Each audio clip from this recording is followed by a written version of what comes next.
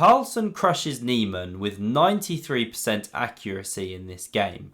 Now, if you're not sure what I mean by accuracy, here's the definition from chess.com. It's a measurement of how closely you played to what the computer has determined to be the best possible play against your opponent's specific moves. The closer you are to 100, the closer you are to perfect play, as determined by the engine.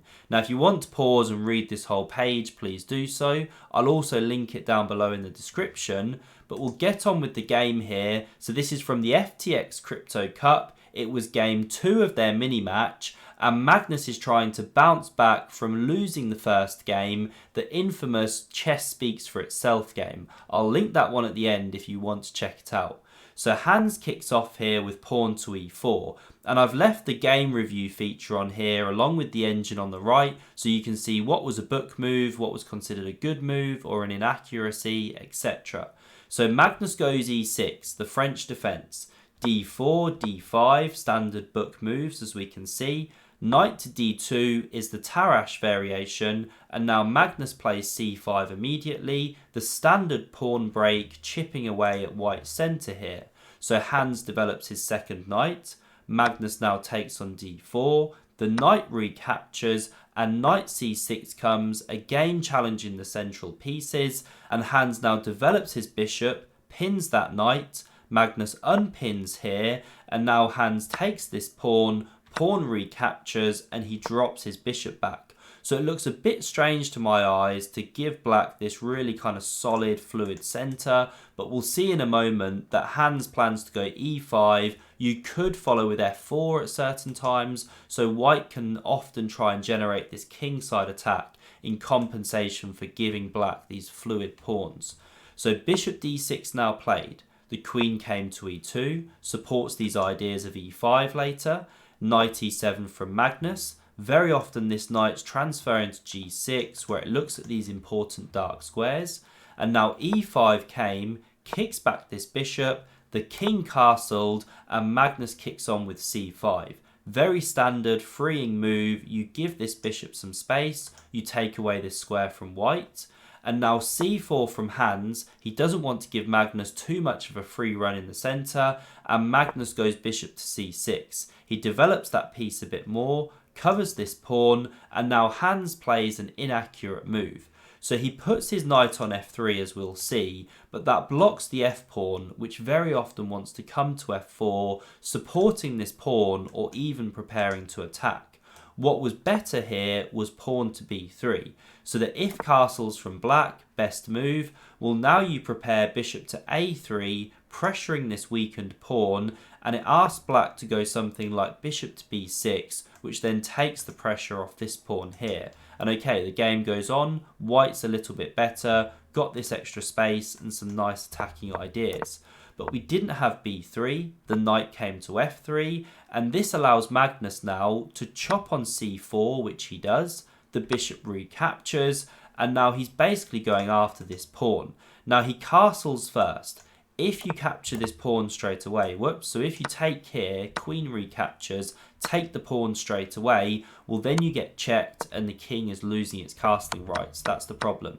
So first the king castles, gets to safety. And now there's huge problems defending this pawn as mentioned. If you try bishop to f4, well then you're getting hit with knight to g6. If the bishop drops, well then you can chop, take the pawn, you're a clean pawn up. So bishop f4 doesn't work. If you try rook e1 to cover the pawn, again knight to g6. Now there's no bishop f4, the knight covers that square. Again you're threatening to chop here. There's also ideas of queen b8 in the air, hitting this pawn and this pawn, so white just really can't save it. So bishop e3 was tried, going after this one, but there's a sting at the end of the tactical tail in this line.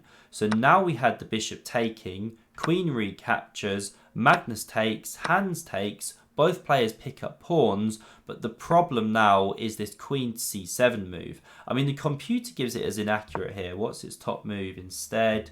What's the engine showing me? Oh, it wants to take on h2 first with check. King recaptures, then go check and pick up the bishop. Okay, different way to play. Magnus does this one. Still a good move though, because after the bishop takes on e7, you have to do that one, by the way. They're both attacked. So bishop takes, queen takes. Well, now when you go queen e2 to cover this bishop, cover this pawn because it was attacked, that's why you can't go b3 as well, or you would have lost this rook on a1. Well, it's not good enough to cover with this queen because the queen slides to c7, hits this bishop, hits this pawn. So after g3 comes, protecting the king side, now there's this standard tactic, decoying the queen. Can you find it here if you want to pause? So the move Magnus played was bishop takes on b2. The queen the queen didn't recapture. Okay, if the queen recaptures, then we take the bishop. Better for black there. Now that's how the computer wanted to play. Hans brought his rook to the b file. Now Magnus retreats it, and okay, he's won a clean pawn. This is the key thing. But it is opposite colour bishops, notoriously drawish. So what does Magnus do here to apply the pressure? So first this rook comes to the c file from Hans. Now we had rook a to c8, so if the bishop moves, Magnus is happy to give queen for 2 rooks. Queen e4 was played, pressuring this bishop. Queen d6 defended, and you'd love to go, say, rook to d1, intensify the pressure, but then of course you drop this bishop, that's no good. So the king came to g2, just a tidy king safety move. g6 from Magnus, he takes care of his back rank, also does it on the dark squares, which are safe for him. Now rook c2, bishop b6, bishop b3 tucks back, and we see a pair of rooks coming off the board. This one recaptures, and Magnus goes queen to d7. So he's setting up these ideas of bringing the rook to the c file. So the queen already slid to e2, anticipating that one. The rook comes anyway. Rook d1 hits the black queen. It checked from c6. Now we had queen f3, blocking that one, and this is a fascinating moment. You can keep the queens on the board, but very quickly here, Magnus chops off these queens, king recaptures, and he goes rook to c3 check. Now again, it's calling that an inaccuracy. It wanted g5 first, as you can see, but g5 comes in a moment. This is still a good move, even if it's not absolute top engine move.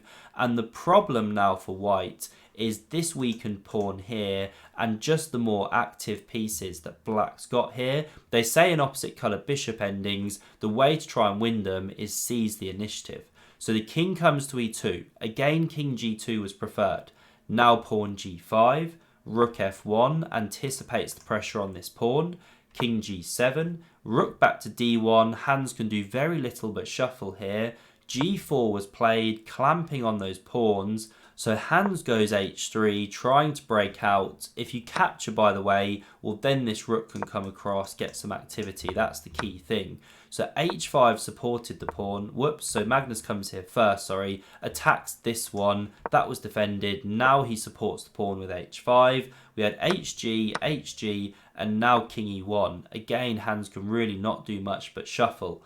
Pawn a5 from Magnus. Now he starts to squeeze. King e2. And let's watch this king now. It marches into the position. Nothing white can do. Here come the pawns. More squeezing from Magnus. He clears the king. e5 is coming. This king shuffles. e5. And now Hans starts shuffling back and forth with this bishop here. Bishop d4 centralized. Beautiful harmony. Bishop f7. And now e4 comes. So this bishop centralizing stops these checks. Now bishop g8. King e5 comes back. Bishop f7, more shuffling, and Magnus now breaks through. There were different ways to do it. He plays very direct with pawn to e3. We had captures, check, and now the rook comes here to stay with this g3 pawn. If you come this way, well, then you lose it. This is the problem, completely winning. But even when you come this way, well, now you've got serious tactical issues. Because if this king wasn't in the way, you'd retreat with check and pick up the bishop. You'd use the bishop's discovered check.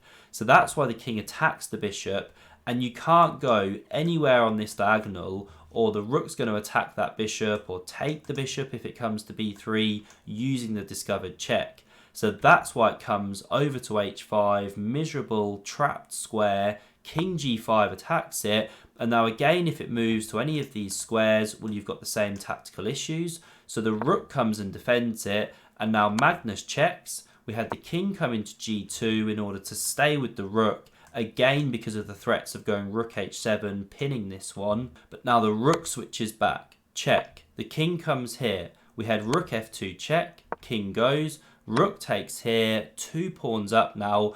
Plus this check's coming to win your rook. And so this is where Hans Niemann actually resigned. Because if he comes up the board to save the rook, well then you can check, pick up another pawn, and the rook's getting trapped. If it comes here, check, we take. Now we pick up the bishop. Of course, this is completely lost. So crushing, grinding win from Magnus. And if you want to play like Magnus Carlsen, then do check out this course, which is available on Chessable right now. So Magnus Carlsen has made this fantastic course, which goes over strategy, end games, and I've teamed up with Chessable here to bring you an affiliate link. The course is currently on discount right now. So for a limited time, you can get this course at a reduced price. And if you use the affiliate link in the description below, then it also helps the Epic Chess channel. So thanks very much in advance for all your support on the channel, and I hope that you can use this course to grow your endgame and strategic technique, play like Magnus. Plus, if you want to see a preview of this course in action, then I'm linking 2 videos on screen here which are free on YouTube, and you can actually see Magnus talking things through with John Bartholomew. Really insightful to see the current world champion giving so much insight into his own games. And finally, the Chess Speaks for Itself game is on screen as well. I mentioned that one earlier, so if you want to check out another Magnus Hans game, then do see that link. Thanks for watching, and I hope to see you soon.